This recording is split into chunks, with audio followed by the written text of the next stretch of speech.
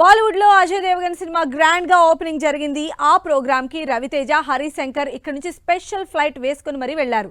దీన్ని బట్టి చూస్తే మిస్టర్ బచ్చన్ సినిమాతో పాటు సీక్వెల్ కూడా చేస్తున్నారా, లేక క్రిస్ప్ గా ఒకటే సినిమా చేస్తారా? రవితేజ, హరీష్ శంకర్ కాంబినేషన్ లో మిస్టర్ బచ్చన్ మూవీ మొదలైంది. వారం రోజుల క్రితం రెగ్యులర్ గా షూటింగ్ కూడా స్టార్ట్ చేశారు. అయితే ఇంతలోనే షూట్ కి బ్రేక్ ఇచ్చి రవితేజ, హరీష్ శంకర్ ముంబై వెళ్లారు. అది కూడా అజయ్ దేవగన్ సినిమా ఓపెనింగ్ కి. అజయ్ దేవగన్, డైరెక్టర్ రాజ్ కుమార్ గుప్తా కాంబినేషన్ లో రైడ్ 2 స్టార్ట్ అయింది. ఈ సినిమా ఓపెనింగ్ కి రవితేజ, హరీష్ తో పాటు పీపుల్ మీడియా ఫ్యాక్టరీ ప్రొడ్యూసర్లు స్పెషల్ ఫ్లైట్ లో ముంబై వెళ్లారు.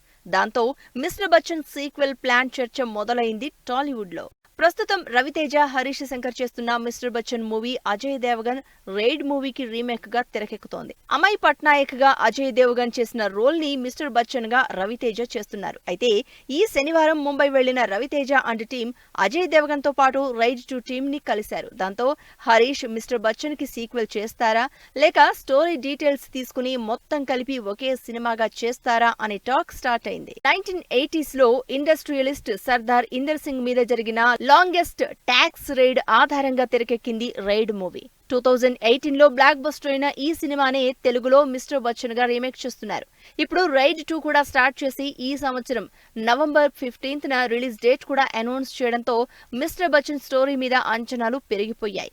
సీక్వెల్ సంగతి పక్కన పెడితే సినిమాకి కావలసిన ఇన్పుట్స్ తీసుకుని తెలుగు నేటివిటీకి రీచ్ అయ్యేలా హరీష్, రవితేజ మిస్టర్ బచ్చన్ ని తెరకెక్కిస్తారు అని తెలుస్తోంది.